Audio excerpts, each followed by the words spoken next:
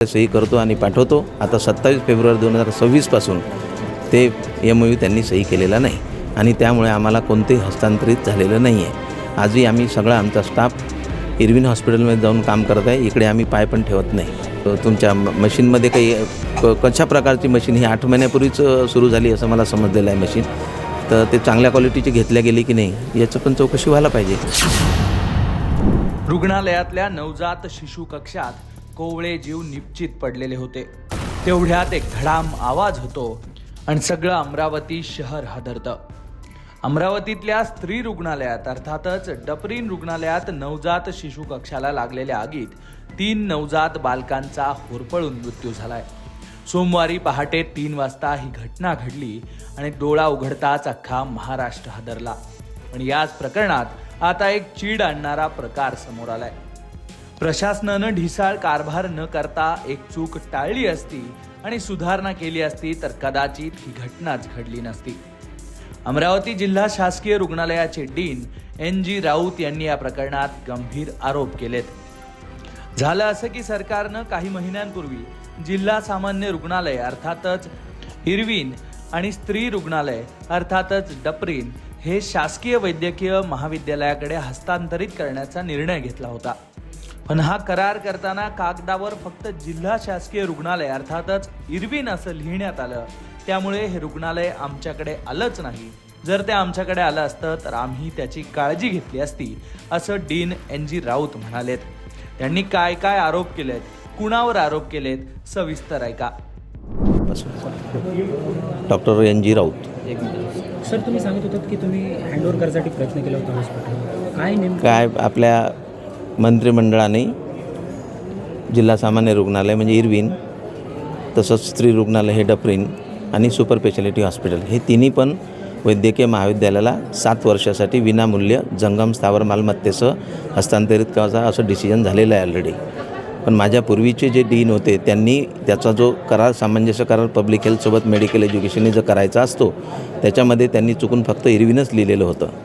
मी जेव्हा इथं रुजू झालो तर सौंदर्य CS मला म्हणाले की मी तुम्हाला फक्त इरविनच देतो, डपरीन आणि सुपर हे आम्ही देत नाही, कारण तसं करार केलेलं नाही आहे। तर मग मी त्या दृष्टीने हिवाळी अधिवेशनामध्ये माननीय मंत्री महोदय, आमचे मुश्रीफ साहेब, सेक्रेटरी साहेब, कमिशनर साहेब सगळ्यांनाही सांगितलं की असं चूक झालेली आहे आणि नुसतं इरविनच्या भरोशावर आपण वैद्यकीय महाविद्यालय स्थापित करू शकत नाही।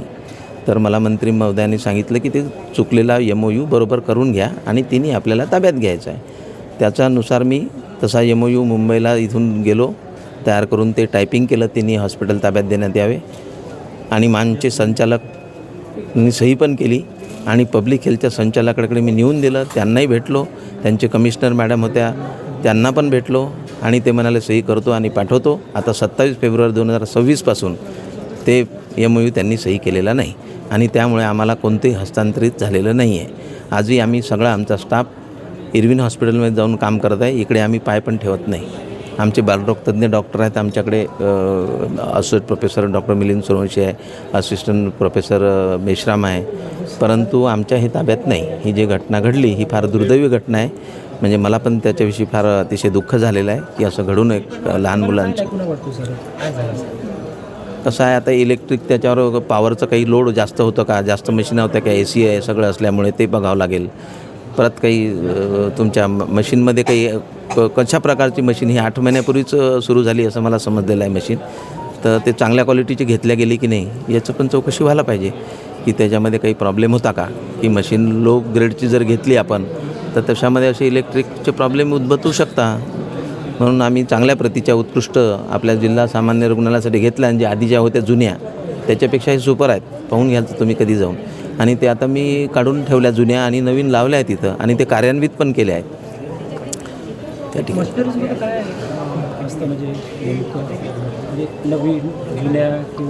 नाही, जुन्या म्हणजे आता चायनामेड ज्या आहेत त्या स्वस्त असतात, व्हेंटिलेटरसुद्धा स्वस्त आहेत चायनामेड, पण आम्ही चायनामेड घेतले नाही कारण मी सांगितलं की आपले ICUमध्ये रुग्ण हे मृत्यूशयेवर असतो, त्याचं जीवन वाचवणं डॉक्टरांचं कर्तव्य आहे। तसे मशीन ही उत्कृष्ट दर्जाची असली पाहिजे। प्रायव्हेट हॉस्पिटलमध्ये MD मेडिसिनवाल्याकडे जी व्हेंटिलेटर येईल त्या क्वालिटीचं व्हेंटिलेटर मी ICUला घेऊन दिलेले आहेत 20 आणि आता मी 31 ऑगस्टला रिटायर होतो आहे, पण त्याच्यासाठी सुद्धा मला अनेक अडथळे येऊन राहिले की ते उद्घाटन त्याचं करायला जिल्हाधिकारी महोदयांना या म्हटलं पाहायला, तर ते पण म्हणते मला वेळ नाही. आता मी त्याचं पत्रकार परिषद घेऊन रिटायर झाल्यानंतर बोलणार आहे की यांच्या मागे काय उद्देश आहे यांचे, आणि त्याच्यासाठी मला सहकार्य जे लागत होते या लोकांचं ते पण यांनी केलं नाही. माझ्याकडचा मी भरपूर स्टाफ दिला त्यांचे ते जुने व्हेंटिलेटर शिफ्ट करायला. त्यांनी कोणतेही मला त्या प्रकारे जेवढं मदत पाहिजे तेवढी केली नव्हती, पण मी माझं कर्तव्य समजून केलं डीन म्हणून. कदाचित हे हॉस्पिटल तुम्हाला मिळावं असतं. केलं असतं, लक्ष ठेवलं असतं. माझ्या विभाग प्रमुखांना हे काळजी सांगितले, कारण अशा घटना यापूर्वीसुद्धा घडलेल्या आहे. डीन म्हणून त्याचं प्रत्येक विभागावर नियंत्रण ठेवणं, तिथल्या विभाग प्रमुखांना ह्या घटनेविषयी समजावून सांगणं, त्याचं ऑडिट व्हायला पाहिजे, इलेक्ट्रिकलचं ऑडिट वगैरे, की इथं काय लोड आहे बघायला पाहिजे सगळं. त्याच्याशिवाय ह्या अशा घटना टाळता येणार नाही. नाहीची अशी पुनरावृत्ती वारंवार होईल आणि अशा अमूल्य बालकांचं जीवन व्यर्थ जाईल. तर मला असं वाटतं की यापुढे अशी घटना घडू नये. या अर्धी भंडाऱ्याला पण घडलेली होती अशीच, तर ते होऊ नये. आणि सगळ्या स्टाफने सुद्धा सजग राहणं जरुरी आहे आपल्या कर्तव्यावर. नाही तर ते जर झोपले असतील तर मग कोण पाहणार त्या बालाकडे, असंही होते. घटना झाली एखादी तर ताबडतोब वाचू शकतो जर बरोबर ड्युटीवर असणारे लोक होते की नाही. त्यामुळे CCTV कॅमेरे आहे ते सगळं त्याचं रेकॉर्डिंग तपासायला पाहिजे की काय स्थिती होती, असं मला वाटतं. जेणेकरून कोण त्याच्यात जबाबदार आहे त्याच्यावर जबाबदारी निश्चित केल्या जाऊ शकते. एकूणच हस्तांतरण करारात झालेली चूक सुधारून जर हे स्त्री रुग्णालय सुद्धा आमच्याकडे दिलं असतं तर आम्ही काळजी घेतली असती, असं राऊत म्हणालेत. डीन राऊत यांनी हे आरोप केल्यानंतर या प्रकरणाला आता एक नवं वळण मिळाल्याचं म्हटलं जात आहे. वैद्यकीय सेवेसारख्या महत्त्वाच्या क्षेत्रातही जर असा ढिसाळपणा सुरू असेल आणि त्याच क्षेत्रातले डीन सारखे वरिष्ठ अधिकारी याबद्दल आरोप करत असतील तर नागरिकांच्या जीवाशी खेळ होतोय असंच म्हणावं लागणार आहे. एकूणच या घटनेत आता कोण दोषी आढळतं आणि कुणाकुणावर कारवाई होते ते पाहणं महत्त्वाचं असणार आहे. अमरावतीत घडलेल्या या घटनेबद्दल तुम्हाला नेमकं काय वाटतंय ते कमेंटमध्ये नक्की लिहा आणि अशाच घडामोडी जाणून घेण्यासाठी लोकमत पाहत राहा.